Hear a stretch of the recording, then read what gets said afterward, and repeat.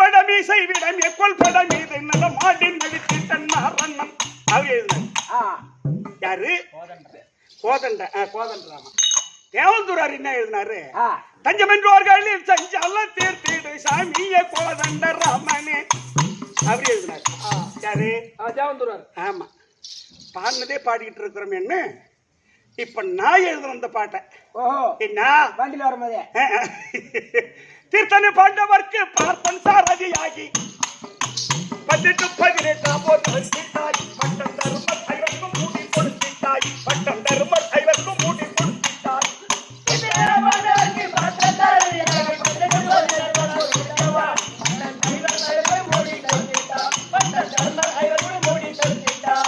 பாண்டுரங்கனை பாவப்படி